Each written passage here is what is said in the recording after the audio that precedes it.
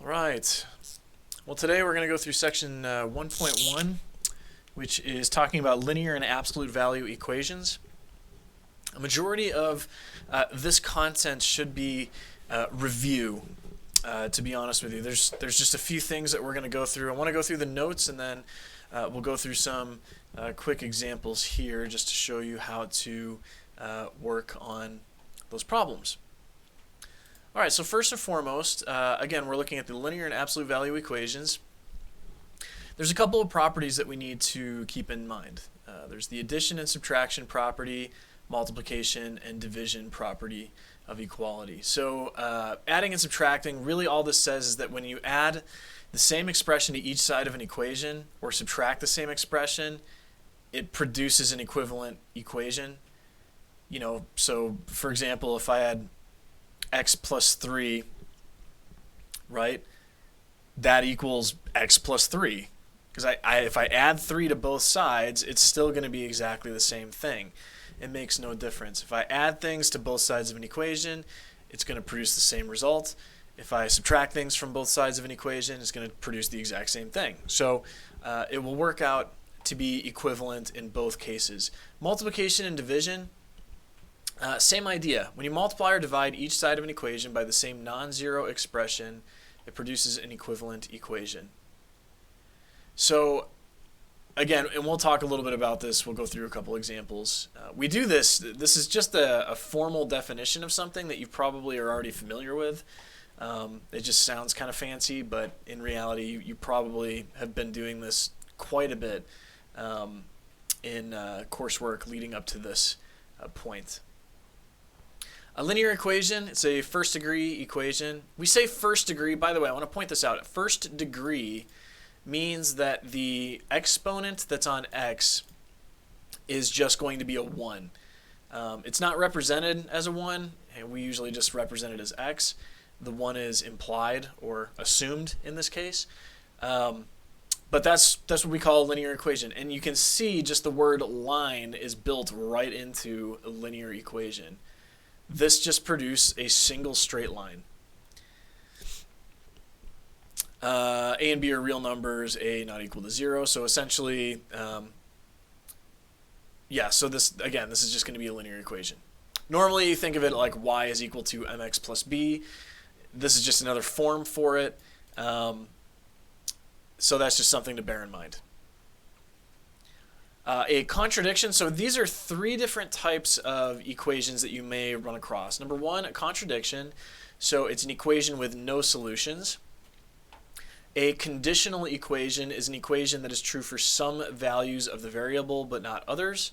I write a little note here, this is a majority of what we see in the class. So for example, if you're asked to solve for x, in most cases you'll probably just get 1 or 2 values.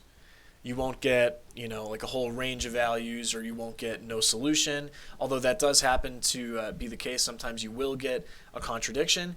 But a majority of the time when you go and solve an equation, you're actually going to have a conditional equation. An identity. So this is an equation that's true for all values of the variable for which all terms of the equation are defined. So above, when I mentioned x plus 3 is equal to x plus 3, that would be an identity, right? Something is equal to itself. It's like saying 7 equals 7. And you're thinking, duh, that's kind of an obvious thing. And that's exactly what an identity is. It's showing that one thing on one side of an equation is equal to something on the other side of the equation, okay?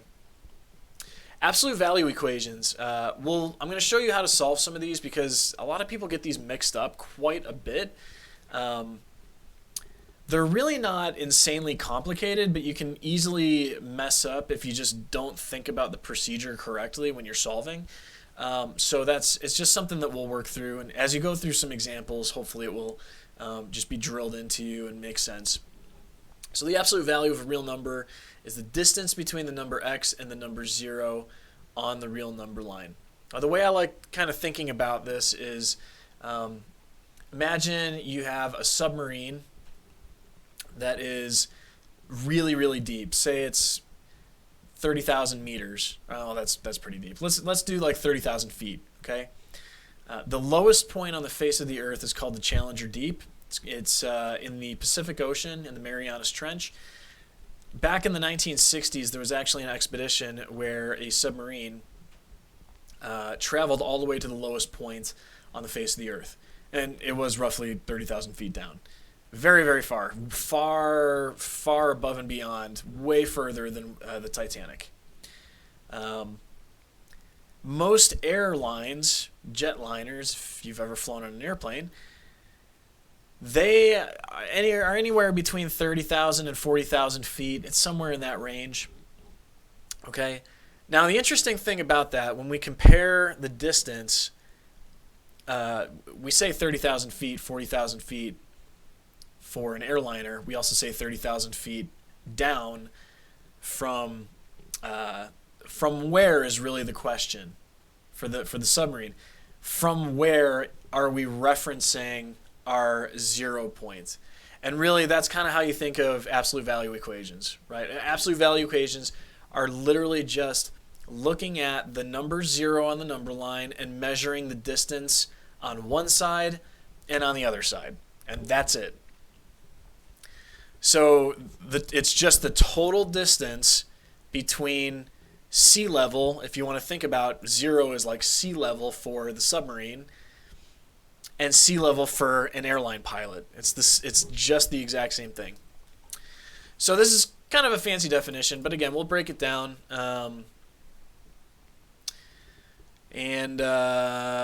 Oh, by the way, this is a quick note. When you have absolute value equations, they're going to have two possible solutions. So in other words, if you have something that is represented like this, say you've got an absolute value of some expression, you're going to have E is equal to K and E is equal to negative K. Again, that kind of measures the distance from that 0 point. Okay? So now let's go ahead and jump into our just some questions so we can see how all this functions and works. Let's take a look at just a few solutions here. So let's take a look at question 8. Let's try to find solutions to these problems. Question 8 says 4x minus 11 is equal to 7x plus 20. Now again, this should be mostly review if you're here in college algebra, so I do want to not really take a significant amount of time going through intricate details, adding and subtracting from both sides. I may go through this a little fast. So again, if you have problems and you're like, I'm kind of getting lost, go back and rewatch it and rewatch it and rewatch it. A lot of this stuff, again, I'm going to be doing mentally. I don't want to write every little piece down. So just keep that in mind. All right, so when we have these problems like this, the thing that we need to do is we need to make sure that our variables, our x's are on one side, our constants, our numbers are on the other side. So what I'll do is I'll bring the 7x over here. So 4 minus 7 is going to be a minus 3x. And then I'm going to bring the negative 11 to this side by adding 11 to both sides. So if I add 11 over here, I'm going to get a 31. Okay? So I subtracted 7x from this side, brought it to this side. I added 11 from that side to this side. Again, that's something I can do to both sides of the equation. So now what we're going to do is divide through by a negative 3, both sides. And what we get is x is equal to negative 31 over 3.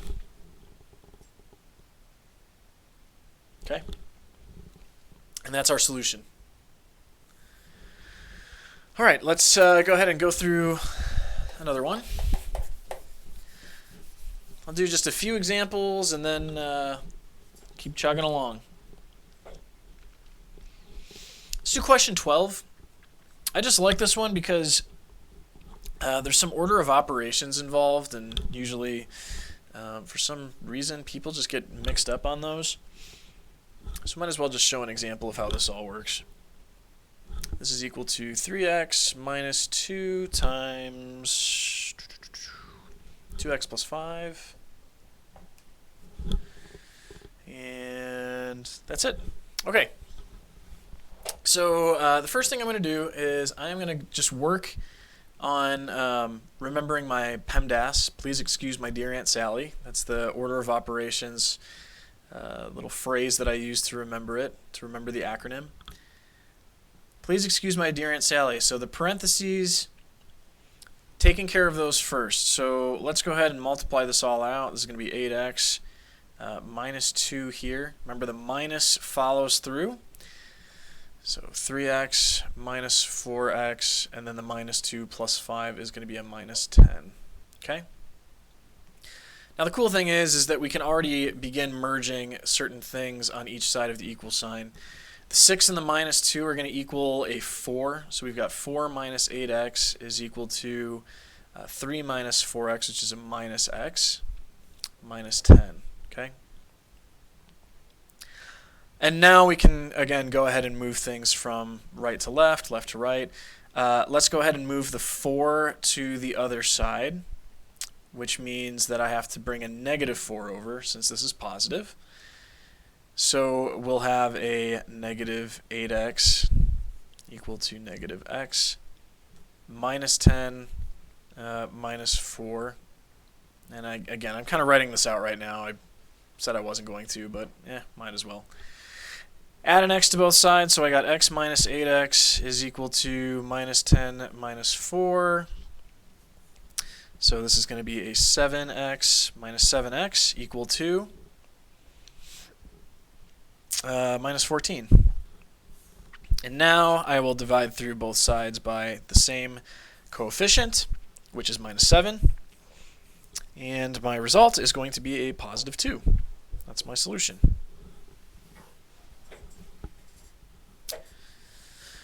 All right.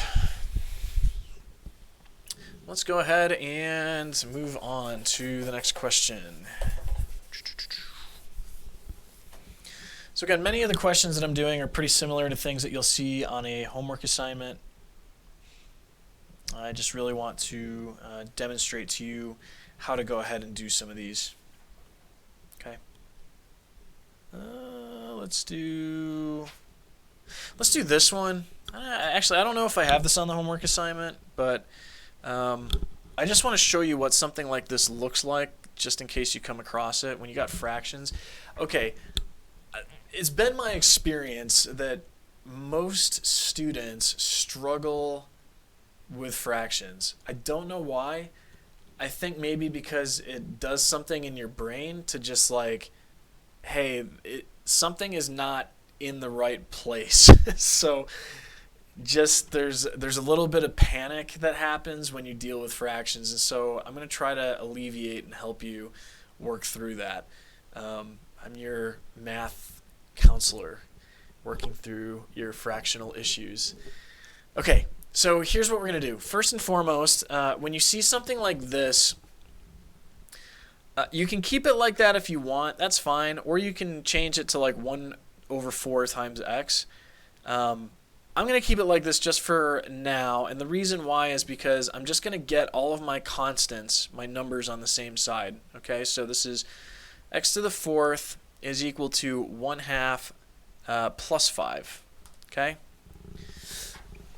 So now 1/2 plus 5, I need to find common denominators because I'm adding. So to get this over 2, you can literally just multiply this by 2/2. Remember what we did last time in P6? Same idea.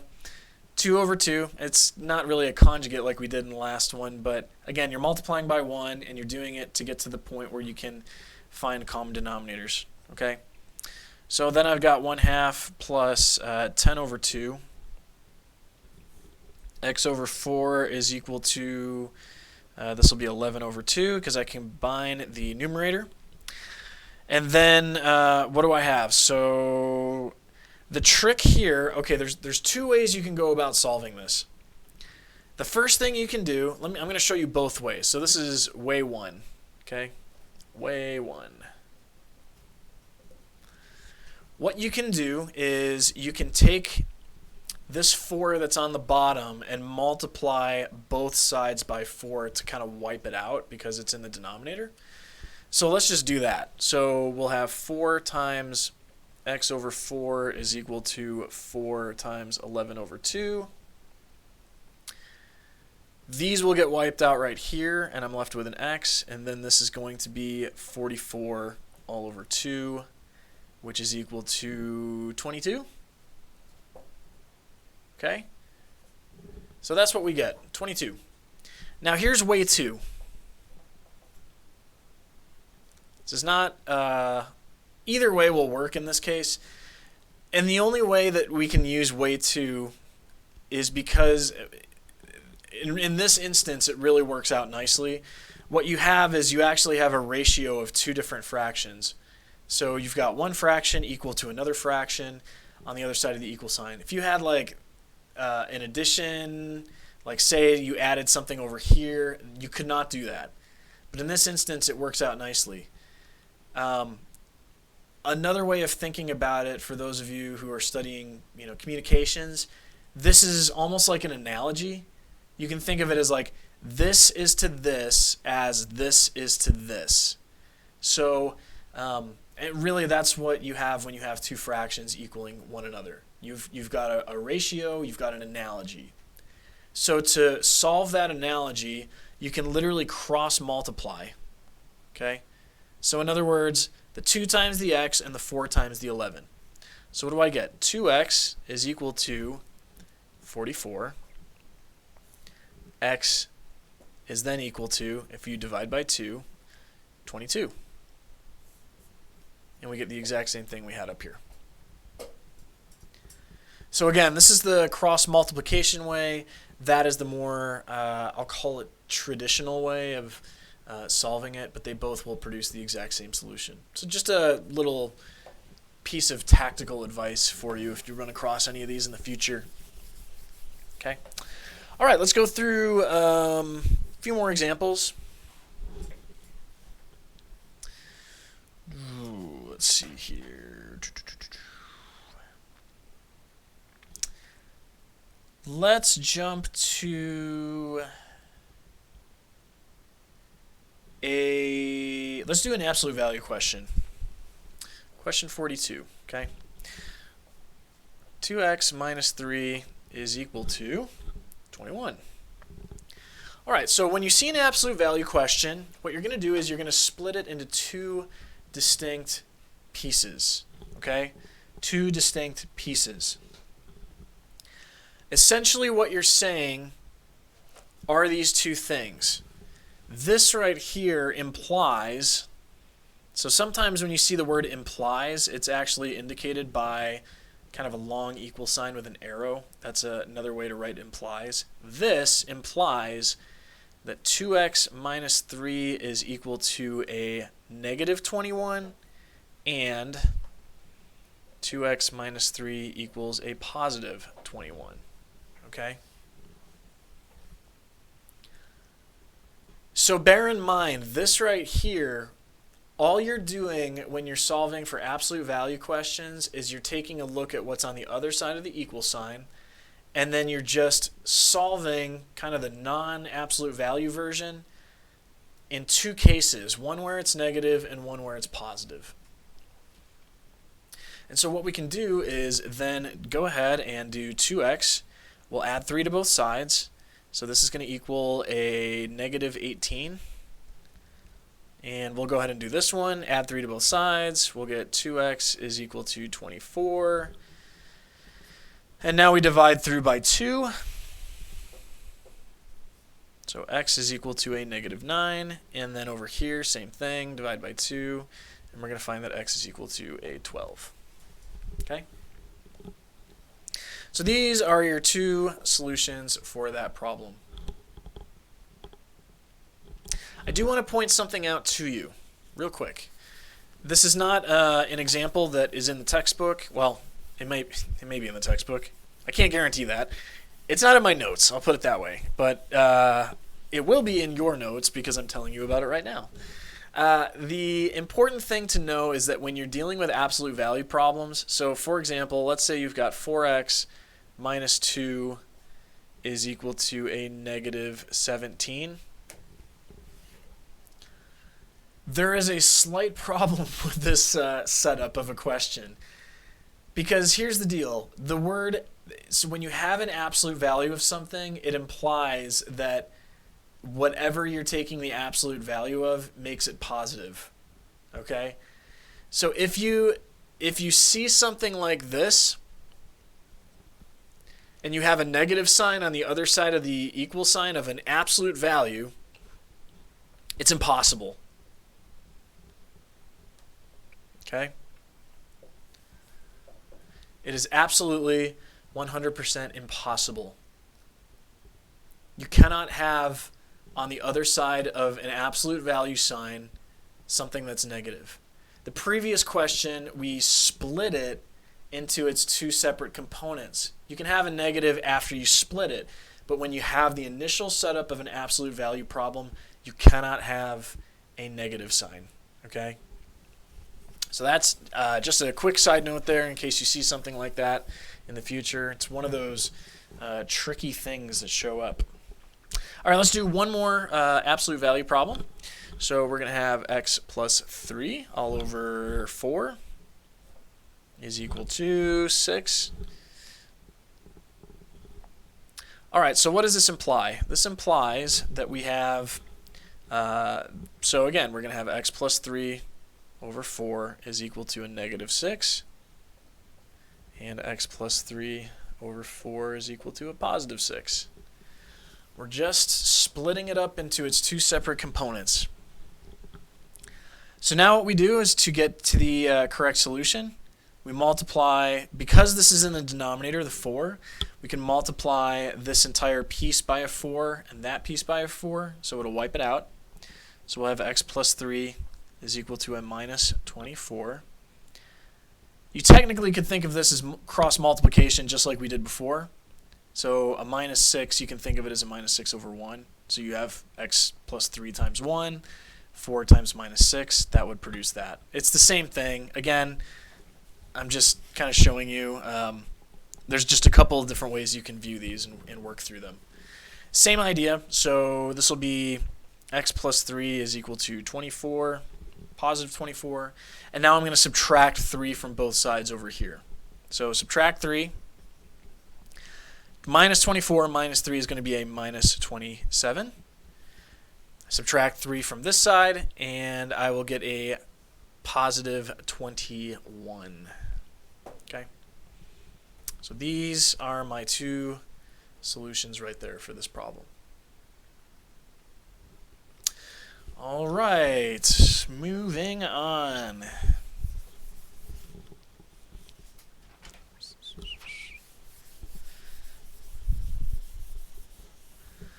You may see a problem that's an application problem at the end of this particular section. And my suggestion to you is to enter that problem into Wolfram Alpha and use it. So utilize that to your advantage. So let's go ahead and just take a look at a specific example, okay? In Wolfram Alpha. Let me pull that up real quick. Give me just 1 second here. Gotta find it. And let me go ahead and switch over there so you can see. All right, so here we are, Wolfram Alpha. And what we're going to do is take a look at question number 56. The gas mileage M in miles per gallon obtained during a long trip is given by M is equal to negative 1/2 times the absolute value of S minus 55 plus 25. S is the speed of Kate's automobile in miles per hour. 40. S is bounded by 40 and 70. At which constant speed can Kate drive to obtain a gas mileage of exactly 22 miles per hour? Okay, what do we do? Oh my gosh, this one, the setup is crazy. Actually, before we do the Wolfram Alpha part, I want to go ahead and, we might not even need Wolfram Alpha for this. I don't know why I brought this up. We probably don't even need it. Let me switch back. Okay. Check this out. So let me write out the question. So 56, we could just do this by hand. M is equal to, a lot of times when you're dealing with these word problems, it's really just trying to figure out what the heck it's asking and how to go about solving it, right? All right, so M is equal to minus 1/2 times S minus 55. That's all absolute valued, and we're adding 25 to it. So S is between 40. This is another thing they say. So the way that we say that is S is bounded between 40 and 70. Or 40 is less than or equal to S, which is less than or equal to 70. That's just two different ways of saying it. Okay. So at what constant speed can Kate drive to obtain a gas mileage of exactly 22 miles per hour? So remember, S is the speed of her automobile. S is the speed of her automobile. M is the miles per gallon. So 22 miles per gallon is going to go in for M. So we've got 22 is equal to minus 1/2 absolute value S minus 55 plus 25. Okay. And now we'll go ahead and just maneuver things around. We'll try to get this so it's just by itself, so we can split it into its individual components. My camera just turned off, so just give me a second. Fire that guy back up. There's like a really annoying timer on this thing that just times out if I do not turn it on fast enough, or if I'm not on the window, and I'm just not going to be on the window all the time, so it's just how it works. All right, so let's go ahead and move some things around. The first thing is we need to move the 25 to the other side. So we'll subtract 25. Minus 25 here, minus 25 here. This is going to produce a minus 3 is equal to a minus 1/2 times S minus 55. Okay.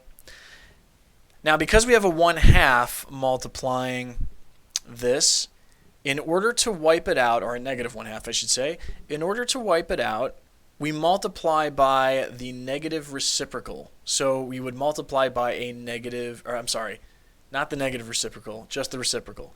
This would be a negative 2.